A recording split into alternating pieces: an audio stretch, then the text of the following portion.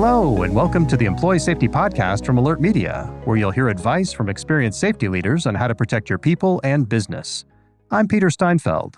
Today, I'm speaking with Jarrid Pike, Director of Emergency Management and Preparedness at UMass Memorial Medical Center in Worcester, Massachusetts.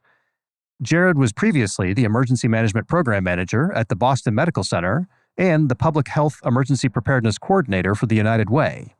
In this episode, Jarrid shares the challenges of keeping a massive medical center safe during emergencies and how fostering a culture of collective responsibility and open communication are the keys to his team's success.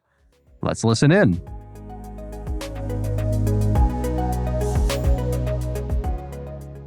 Hey, Jarrid, thanks so much for being here today. Great to be here. Thanks for having me. Absolutely. Well, let's go ahead and jump into it. Could you tell us just a bit about UMass Memorial Medical Center and the work that you do there? Currently, I'm the Director of Emergency Management and Preparedness for UMass Memorial Medical Center.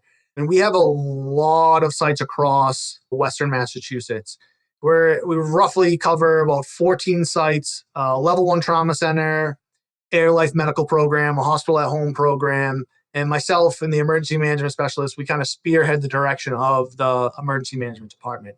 And we have, of course, our leadership support from our Senior Director of Emergency Preparedness, Safety, and Transportation, who kind of helps lead those efforts as well. And overall, we're really responsible for ensuring the safety and effectiveness of any type of emergency response and recovery processes throughout the medical center, ensuring we really keep up with that care continuity timeline to be able to continue to provide patient care.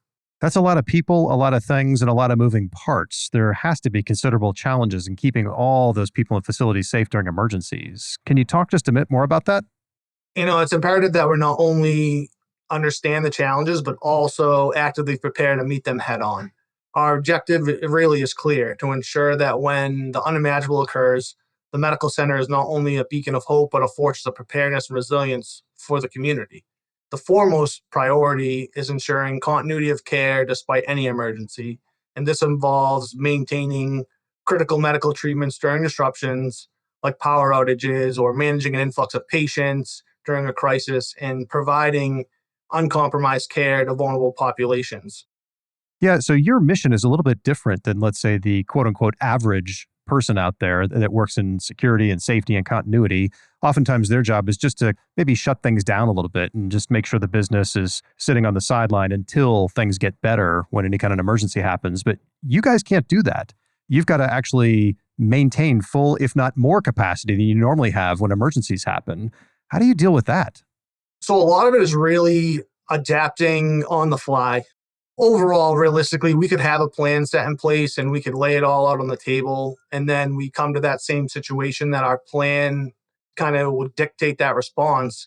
But if some type of outlier or an adjustment needs to be made, you need to be able to adapt on the fly. So I like to look at our plans as living documents, and those that are always improving and updating as we respond to different things. Or if an emergency comes up and we handled it a different way that's not outlined in one of our plans, then we just go back and update our plans accordingly, or add a couple of extra notes about, hey, this situation came up, this is how we handled it, and this is kind of how we move forward the next time that situation comes around.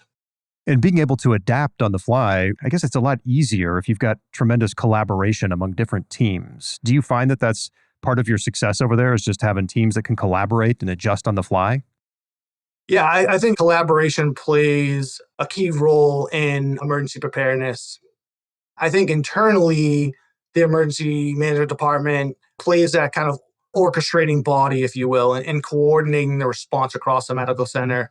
That way, we're the department that draws together a diverse array of key stakeholders, which is crucial in fostering a culture of preparedness within our facilities. Do you have any trouble just getting buy-in from the other staff members out there that you have to work with? How does that process unfold? Yeah, so, I stepped into this role with a significant amount of enthusiasm. I was eager to really spearhead initiatives and to enhance our emergency preparedness measures. And from day one, my goal was to introduce innovation and effective strategies that would elevate our readiness for any crisis. And it became apparent that change, especially in a high-stakes environment like a hospital, can be daunting. And many of the caregivers already burdened with daily responsibilities and the stress of healthcare delivery were initially hesitant about adopting new procedures. But I think gradually, as caregivers witness the benefits firsthand and experience the improvements in our trainings and our emergency responses, their apprehension kind of gave way. And that journey towards full buy-in was gradual and required some persistence and a lot of training. But I think overall, it helped open up again that culture of preparedness and really looking for feedback, if you will, which was actively sought after and valued, which demonstrated the direct impact of our changes that we made into their professional lives. And, I really think that this process has taught me a valuable lesson about managing change in a complex environment. And now to like today, our team stands more unified and prepared than ever for any emergency that may arise. And I think it pushes us forward, maintaining that momentum and ensuring that everyone in our medical center feels secure and safe, whether it's our staff or our patients who come in for care. It's funny you said you kind of came on board as an eager beaver who had all these great plans, and then you ran into the brick wall of reality a little bit. What's like maybe the number one thing that you learned from that you would have done differently if you could go back and do it again? It sounds like things worked out, but when you approached it the first time, if only I had done this, it might have gone a little bit smoother. I don't know if I would change something. I think I would have continued on my mission, so to speak. I come from a military background. I was in the Marine Corps, and it's really adapting on the fly. And I don't think I would have changed everything differently.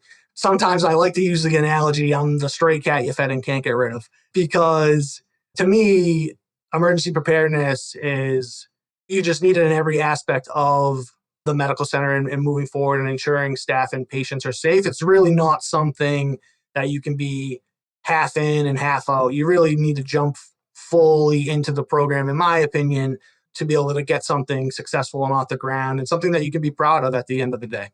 Oh, without a doubt. Well, you mentioned before that training was important to help people understand the value of what they were doing and to get rid of the deer in the headlights look and make it part of the daily activity. Can you talk a bit more about how you conduct training exercises? And then if you think about collaboration, is it vital to those training exercises too? Sure, of course. In conducting training exercises is a critical component of our emergency preparedness strategy.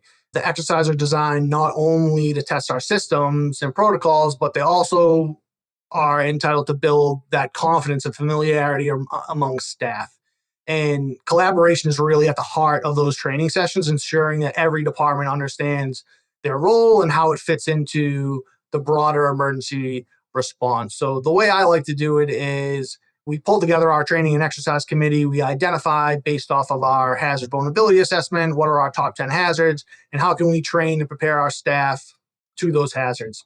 Just for an example, when we were just planning our MCI drill that we just conducted, what are the other pieces to the puzzle, so to speak, that build a successful response? It's not just the emergency department staff, but it's our registration folks. It's our environmental services staff who do the linens and clean the rooms. And it's our supply chain and distribution. Do we have enough supplies to respond to an incident like that? So it's really incorporating everybody into that training aspect for me to pose the question, if an MCI or mass casualty incident were to come into our facility, how would we handle it? And what are your plans? And if potentially plans need to be developed, then that's great. That's what we do. We help. Here is how the emergency rooms are responding. How would your departments respond to support those efforts moving forward? Now, hospitals are 24/7, so when do you conduct those trainings and who participates? We try to roll out trainings that hit all staff and all shifts, really. You can't just focus on the day shifts when all your resources are available and everyone can respond rather quickly. When a lot of folks in this realm know that the emergency more likely is going to happen at 2, 3 a.m. So it's really important to not only conduct the trainings during the day, but conduct the trainings at nighttime too. So then that way, that night shift staff or those night managers and those off-shift nurse managers or whatever it may be have the comfortability and familiarity to respond to those incidents as well. And that's really our next step, because we had just conducted our day MCI drill. So that will be our next step, is kind of incorporating the night shift staff so they can get a chance to test their response as well. How often do you do these trainings? Is it like once a month, once a quarter, a couple times a year? Sure. So, and I think this might be, again, speak to some of my enthusiasm, but the way that I am trying to set up our training schedule for the future is to do 2 full-scale drills a year. So every 6 months, and then every 3 to 4 months, roll out either a smaller tailored tabletop exercise or another drill specifically working with a certain department. And then I really always make myself available and my team available to go to department huddles and do quick little trainings or whatever it may be, whether that be for our emergency operations plan. How does that get activated? What do those certain levels look like?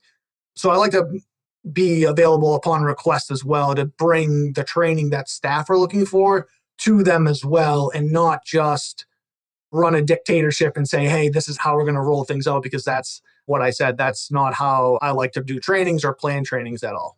And do you bring in people or groups from the outside as well, or are these all just internally focused? I mean, I think it's important to bring in your external stakeholders, because nothing really happens on the outside real world without other stakeholders involved. So going back to the MCI drill, we included one of our transport ambulance services, Coastal. They were involved because we know in the real world, not only will our Worcester EMS respond and deliver patients to us, but we'll have those other outside coordinating efforts as well, delivering patients from the scene into us. So we try and incorporate external agencies where and when we can when we're conducting drills. So I'm sure there have been some unexpected threats or emergencies that have popped up for you and your team over the years. Do you have any good stories to share that illustrate how you responded and recovered? I believe it was about a month or 2 ago now. A Verizon infrastructure outage happened in our region, and it impacted 1,000 feet of fiber optic cable due to a lightning strike. Now, in turn, that supplied our medical center sites. Now, not all of our sites were impacted, but a good majority of them were. And we really identified that inbound and outbound faxing across the entire system was down. We had some overhead paging issues now. Interpreter services providers weren't able to use their normal hotlines.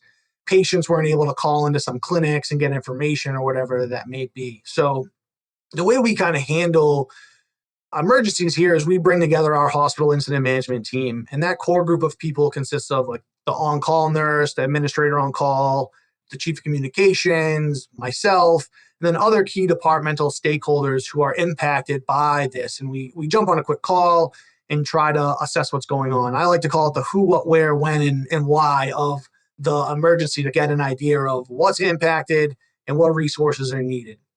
And then from there, once we kind of establish some of those impacts, like the Verizon outage, how we're able to identify that, then it's time to figure out, okay, how do we kind of continue normal operations? And if we have workarounds, how do we communicate that out to staff? And then how do we communicate that out to our patients?